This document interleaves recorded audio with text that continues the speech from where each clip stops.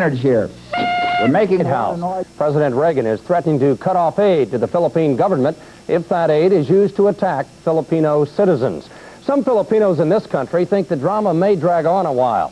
Dr. Arturo Taka, an Aquino supporter and national chairman of the Movement for a Free Philippines, says he doesn't expect Marcos to step down peacefully and accept asylum in the U.S.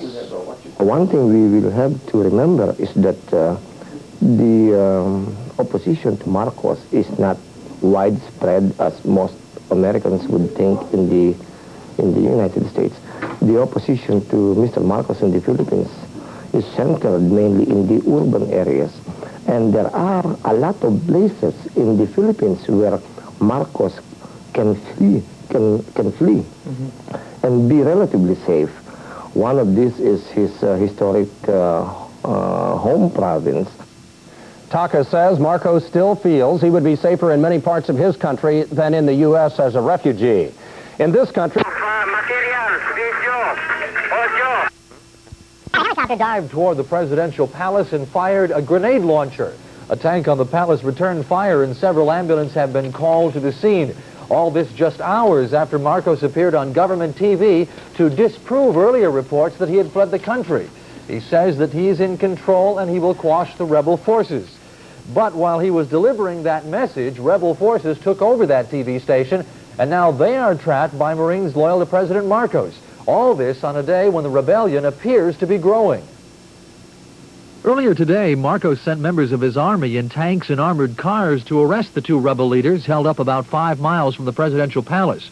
But thousands of rebel supporters blocked the roadways, in some cases using their hands to try and stop the tanks. There were also reports of shots being fired. Many Filipinos filled the streets praying for calm. Thank you, Jesus. That's the heart of every soldier, Lord. Throughout the day, the rebel forces have been growing as more government troops defect and stockpile weapons in preparation for a possible confrontation. Let us pass. We are just told to go to GHQ. Earlier today, the forces of former Defense Minister Juan Enrile and Lieutenant General Fidel Ramos, the former Deputy Chief of Staff, were divided. But now the two sides have united their forces and are appealing to other government workers and troops to join them. Corazon Aquino, in the meantime, is also asking the Philippine people to join in the rebellion, though she is not directly involved with the efforts of the two former cabinet members. Now, at this hour, rebel forces are claiming a victory for the People's Revolution, as they call it. A provisional government headed by Corazon Aquino is also reportedly been set up. In the meantime, reaction from Washington is stronger than ever. President Reagan is threatening to cut off all aid to the Philippines if President Marcos uses his forces against opposition leaders. Mr. Reagan says he's concerned about pro-Marcos troops moving against unarmed civilians with tanks and tear gas at a military camp outside Manila. A decision regarding aid to the Philippines could be made as early as tonight. Now, joining us now to help explain about the volatile situation is Dr. Arturo Taka. Dr. Taka is a leader of the Movement for Free Philippines. And Dr. Taka, we talked to you, of course, last week, and things were a little bit different. There was confusion over the election. Now there seems to be at least some armed confrontation there, sir. Tell me, what is your reaction to what's going on right now? Right now, the situation is highly fluid. We do not know who has the upper hand with regards to the different contending forces in the Philippine military. We can only presume that Mr. Marcos has still the upper hand. But we are not taking this all sitting down. All of the anti-dictatorship forces in the United States had already mobilized and had declared our solidarity with the rebels in the military establishment. Dr. Taka, President Reagan has come out very strongly, and he said if any force is used against any of the rebels whatsoever, all U.S. aid to the Philippines will be cut off. What kind of role will that play in Corazon Aquino's favor? Nothing much, because Mr. Marcos will not be overly influenced by the threat of a cut in the military aid. He can sustain his military machine for at least a good 6 weeks and go after those rebel military units. So it is not very critical at this point in time with regards to the threat of President Reagan to cut off even as early as tonight all aspects of military aid. Well, it is clear, Dr. Taka, that there is chaos, at least in parts of the Philippines, certainly in Manila, certainly at the presidential palace. Does Mr. Marcos have any options now? Can he stand pat? Can he defend the palace and regain control? As things stand right now, he still has a good number of the military establishment behind him, especially the Presidential Security Command that he had upgraded through these years. And one of his fallback positions would be to flee to his family, his region in northern Luzon, where he would be relatively safe from attacks by the rebel soldiers. All right, Dr. Taka, I thank you very much for joining us. Dr. Arturo Taka, he is the current president of the Movement for a Free Philippines. We thank you for taking the time to join us, sir. Also repeating, here is where things stand right now in the Philippines. President Marcos has declared a state of emergency. There are reports of fighting at the presidential palace, but there remains confusion just who is in control in the Philippines tonight. Don, other news from around the world, an anti-apartheid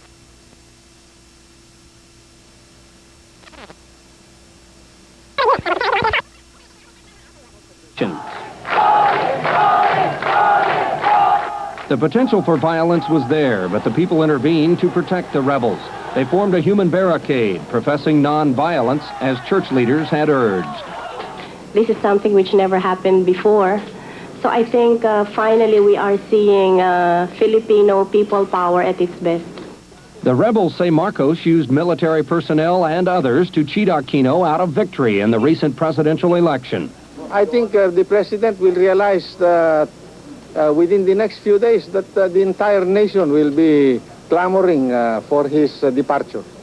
Marcos has insisted all along that he would not resign, and he said it again today on NBC's Meet the Press. I am president. I was proclaimed by the only constitutional body that can canvass and proclaim the winner in a presidential election. So why should I step down? Marcos also told reporters he would crush the opposition if the rebels refused to surrender. If they survive what may be a bloody confrontation, they will be placed under arrest. So far, threats haven't swayed the rebels. Some Filipinos living in this country don't think a halt of U.S. military aid to the Philippines would bring a quick end to the problems there. Dr. Arturo Taka, an Aquino supporter now living in St. Louis, says Marcos has a strong base of support in the military. And even with the cut-off of the military aid, these people are not primarily goaded by their perception of America's support to Marcos, but mainly because of their blind loyalty to the dictator. And it is just a matter of speculating how long they will last. But they will, I would reasonably expect them to hold out without U.S. aid for maybe a month or two. Taka says the divisions in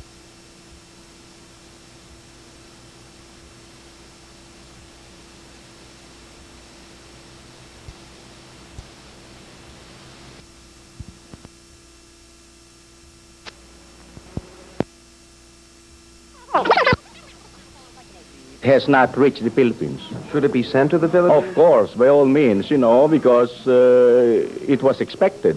Well, it was in our constitution wherein a candidate would be violating the election laws if they would receive direct or indirect financial or moral or material aid from outside the Philippines.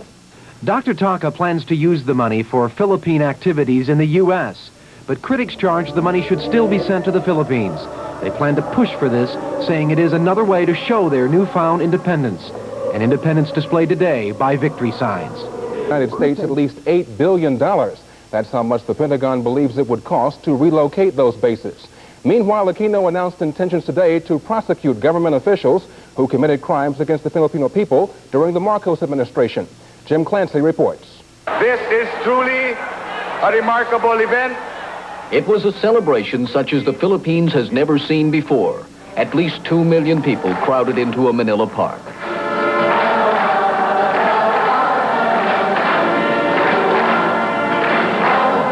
It was a celebration of the new government of Corazon Aquino and what has come to be known as people power. In this struggle we have... Cardinal Jaime Sin led the people in a mass, giving thanks for the revolution that unseated President Ferdinand Marcos. we have started on the way back to democracy. Mabuhay ang demokrasya! All this with hardly a shot fired. The mood at the rally was one of forgiveness and reconciliation. President Corazon Aquino signed a declaration rescinding presidential powers to arrest and confine by decree. But she renewed her promise that justice will be done. Magnanimity does not mean an absence of justice. We are gathering evidence.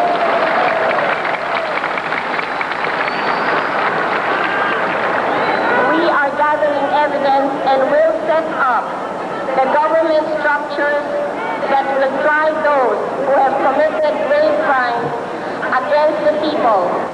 The people of the Philippines have their new government. But as Cardinal Jaime Sin told the crowd, with high unemployment and an economic crisis, the people's revolution has just begun, and much of the work that had to be done still lies ahead. Here in St. Louis, Filipinos are continuing to celebrate the new government of Corazon Aquino. Today, more than 300 Filipinos, along with Archbishop John May, gathered for a Thanksgiving Mass at St. Anselm Church in West St. Louis County. The Mass was sponsored by a group called Movement for a Free Philippines. Dr. Arturo Taca, the national chairman of the group and the godson of Mrs. Aquino, says today's celebration represents a new future for the Philippines. We are all upbeat. We are all confident, although we have just started this new chapter in our history. And we know there is a lot of things to be done. We have to seek, continue working for social justice, for the economic amelioration of the masses. And we have to seek, we have to work for the restructuring of Philippine society. Taca says there are about 3,500 Filipinos in the St. Louis area. He says his group plans to continue U.S. efforts. The dispute arises on a day of celebration for Filipinos. About 500,000 people gathered in Manila to honor the nation's new president. There were celebrations on a smaller scale here in St. Louis. Newsroom's Chris Abel reports on that and the controversy over the campaign funds. It was a special occasion for more than 400 Filipinos gathered at the Priory Church. It took that occasion for Archbishop John May to celebrate Mass for the group in honor of their newfound independence. You remember the words of the Bible that the pastor should rejoice with those who rejoice. The Filipinos listened as they heard Dr. Arturo Taca, the director of the nationwide movement to free the Philippines, call for unity in the new Aquino regime. What does this day mean to you? Just freedom and peace. But a few miles away, the new freedom was being accepted more cautiously. A group of about 50 Filipinos charged that Dr. Taca has mishandled several $1,000s in campaign contributions directed to President Aquino. Now, for some other reason, they decided to hold it here.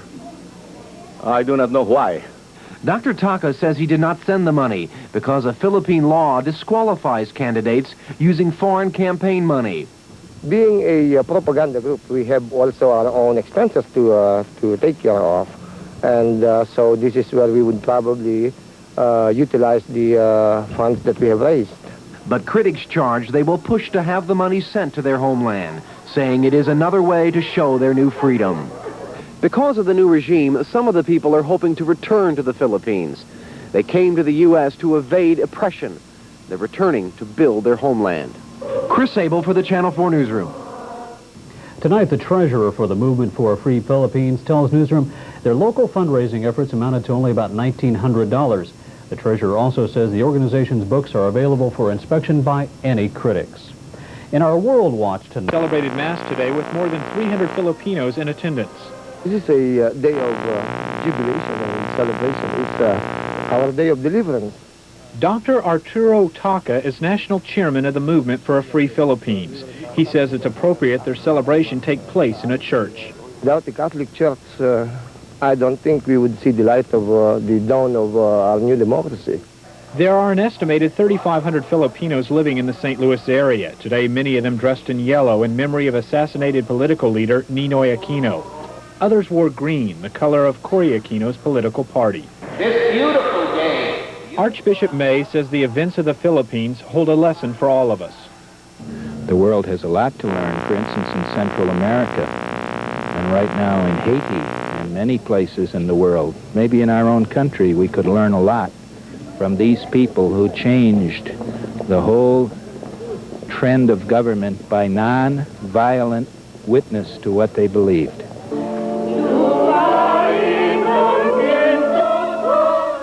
Choir members sang in their native language. One of the verses of this song translates, quote, "It's nice to live in a free country where there is no suppression. If you suppress a country, it will fight, and it will rise like the dawn at sunrise. It will taste its freedom." But for some, the fight is not over. Dr. Taka wants deposed leader Ferdinand Marcos brought to trial. He should be denied asylum in the United States, and all the wealth that he had accumulated illegally should be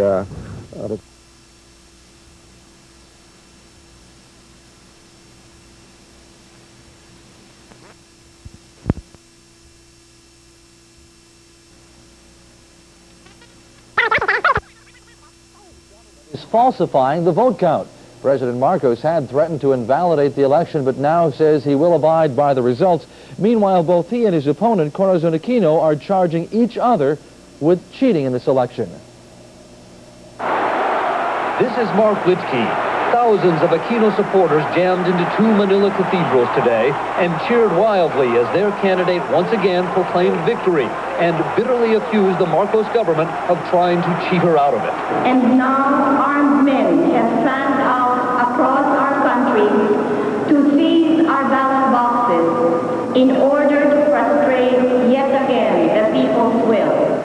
And the Catholic Church was clearly behind her, as Cardinal Jaime Sin, the Archbishop of Manila, also denounced the fraud and violence of the election.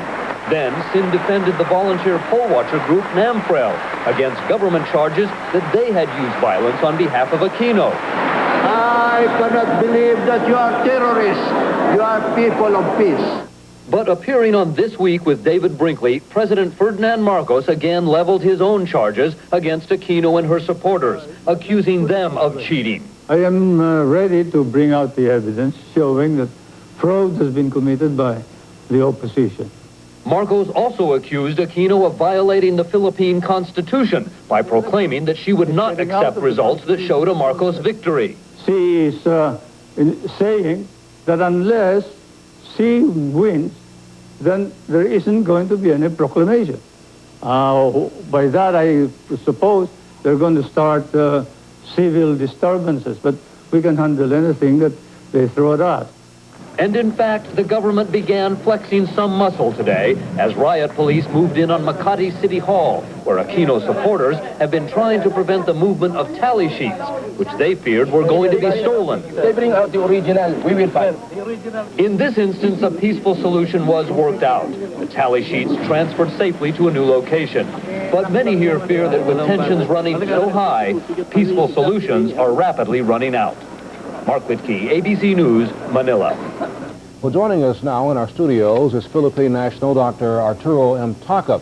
He is the newly elected national chairman of the anti-Marcos group, the Movement for a Free Philippines. Dr. Taka, with all this confusion and obvious vote fraud going on, is there any way really that Mrs. Aquino can be declared a winner and then assume power? Well, it would be hoping against hope for us to really feel that Mrs. Aquino will assume power, much less be declared the winner in this election. It is something that most people and Americans seem to miss the point that in a dictatorship, essentially, it is the word of the dictator against the poor people. Dr. Taka, let us assume then that she does not win the election. We cannot move back to status quo, can we, in the Philippines then?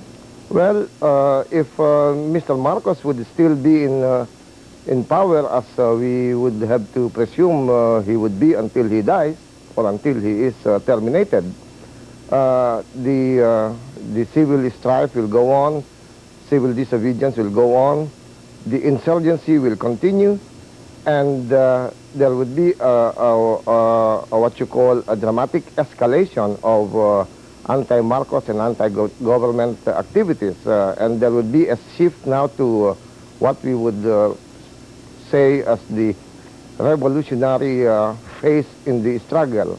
Dr. Taka, you used the term terminated. That's a euphemism for assassination. Is that kind of talk freewheeling these days? Well, not really. You see, the regime of Mr. Marcos can be terminated without his personal existence, being terminated also. As we can see in Haiti right now, where the evil regime was terminated with the removal of the dictator. So it is not something that we mean by physical harm on Mr. Marcos. Dr. Taka, one last question. What can your group do here in the United States to promote peace in the Philippines? Well, basically, we will have to continue with our propaganda aspect of information and to bring the evil of this dictatorship in my country into each and every bedroom or every living room of the Americans. And it is something that we should and we will pursue in the future. Dr. Taka, thank you very much for joining us tonight. That's Dr. Arturo M. Taka. He is the newly elected national chairman of the anti-Marcos group known as Movement for a Free Philippines. Thank you again, sir. In other news... But supporters of opposition leader Corazon Aquino plan to swear in their leader in about an hour. Marcos appeared on government television earlier today. From his presidential palace, he was declaring a state of emergency, but he was cut off in mid-sentence as rebel forces took over the station. The clashes have left at least 300 people wounded, and other fighting has left 4 people dead. President Marcos has said people showing up at his inauguration should bring weapons to show they still support his embattled government. In the United States, President Reagan is calling on Marcos to resign, and the government is threatening to cut off military aid to the Philippines if the money is used to promote violence. Attempts to prolong the life of the present regime by violence are futile. A solution to this crisis can only be achieved through a peaceful transition to a new government. Across from the White House, several hundred Filipino demonstrators are gathering to show their support of Reagan's call for Marcos to resign. The demonstrators say they appreciate what Reagan is doing, but they say they'd like him to do more. Well, here in St. Louis, a group of Filipinos is getting ready to leave tonight for Chicago to try to take control of the Philippine consulate there. The group is headed by Dr. Arturo Taka, the national chairperson of the Movement for a Free Philippines. He tells Newsroom's Robin Smith his group wants the Chicago consulate to recognize the opposition's new provisional government. Will show to the United States that we have now achieved a united and common front in our fight to dismantle the hated Marcos dictatorship. Our Channel 4 Newsroom talked with an official at the Chicago consulate this afternoon. She told us the consulate has disassociated itself from the Marcos government, but will not associate with any new government until it is recognized as the official government of the Philippines. And coming up at 6 o'clock, Newsroom's Robin Smith will talk with a local Filipino who is not taking sides in this political fight, and she'll have more on Dr. Arturo Taka. Soje has some residents and area that are taking special interest in that crisis now, while plans call for Ferdinand Marcos to be sworn in as the country's official president at about 11 o'clock tonight, St. Louis time. Supporters of opposition leader Corazon Aquino are going ahead with their own swearing-in ceremony of their own, slated to take place in just about an hour. Now, Channel 4 Newsroom's Robin Smith is standing by right now with a report on how this political crisis is affecting people in the St. Louis area. Robin? I'm in the home of Mrs. Aquino's godson, who happens to be a physician in the St. Louis area and also a leader of a national movement to get Philippine consulates throughout the country to recognize the opposition leader. In less than an hour, he and some of his friends who are seated in this room will begin that national campaign. They are among an estimated 4,000 Filipinos in the St. Louis area. There are diverse opinions within that community. As a matter of fact, some of them are politically neutral. Many of them are closely monitoring news reports because they are unable to reach relatives in the Philippines by phone. We're sorry. Due to circuit congestion in the country you dialed, your call did not complete. Luz Flora and her husband have relatives who live in Manila. She's not worried about her family's safety because she says most of them are not political and should not be in danger. She is neutral, does not support President Ferdinand Marcos or Mrs. Aquino, and believes President Reagan should halt all aid until all political factions work together. By just telling those three groups the President Marcos, Mrs. Aquino, and the soldiers of the Pope that they could work together for the betterment of the country. But St. Louis Dr. Arturo Taka has a more radical philosophy. He's the chairman of the National Movement for a Free Philippines and is the godson of opposition leader Aquino. He and a half dozen St. Louisans are planning to take over the Philippine consulate in Chicago tomorrow. We will take over the premises of the Philippine consulate along Michigan Avenue and exact the allegiance of the consular officers and employees.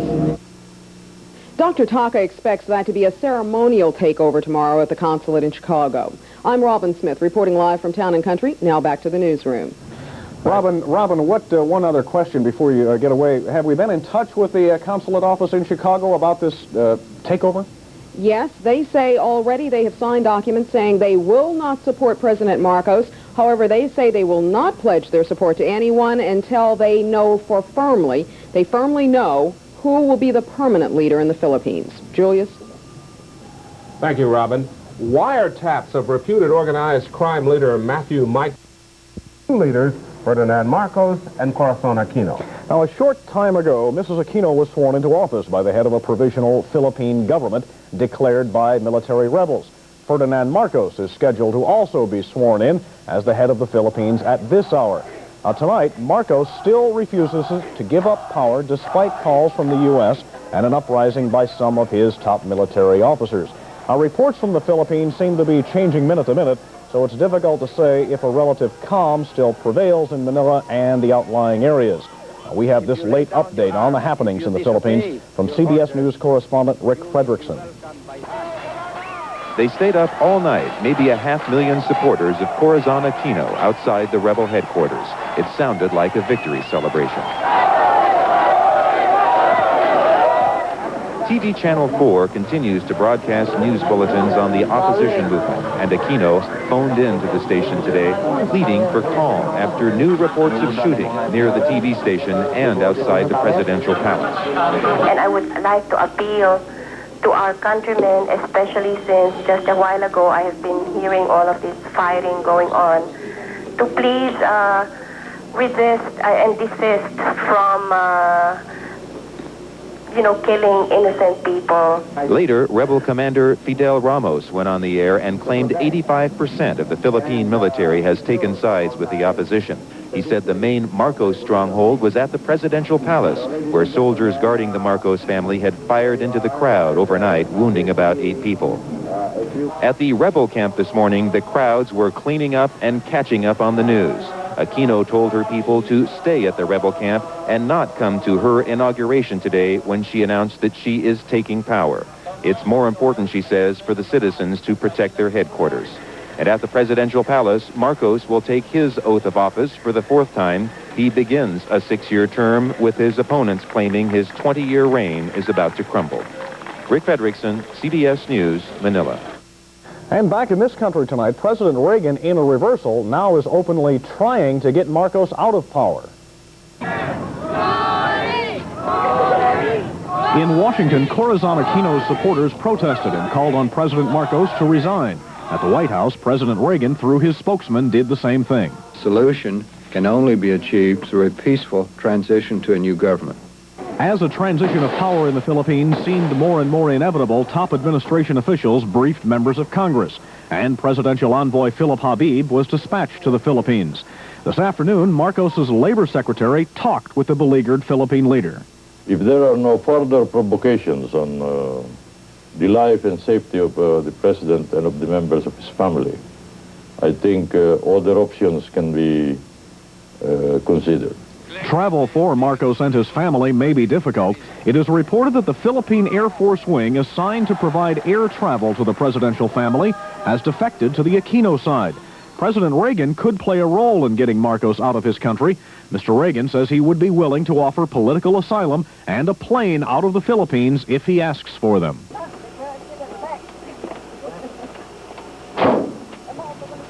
Tonight in St. Louis, a group of natives of the Philippines left for Chicago to take part in a ceremonial takeover of the Philippine consulate there. These pro-Aquino demonstrators were critical of President Reagan's offer of asylum.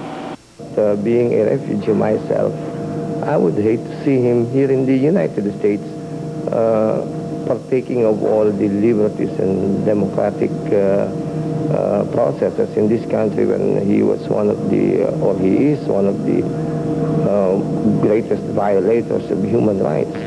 Despite the wave of discontent, but there are increasing allegations that President Marcos falsely acquired and abused U.S. funds. And now there's a charge that Marcos lied about his World War II heroics. And Dr. Arturo Taca of St. Louis admits he is an opponent of Marcos. After 2 years of fighting to gain access to U.S. Army records on Marcos, and Dr. Taca says he found evidence that Marcos lied about receiving numerous U.S. decorations for valor.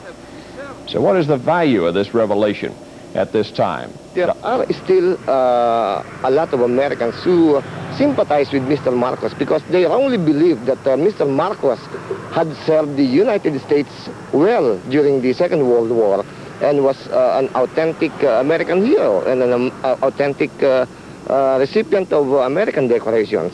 Now, with these revelations, it will show to them that Marcos had been, even at that time, should not have deserved this kind of support from not only the American government, but the American people themselves.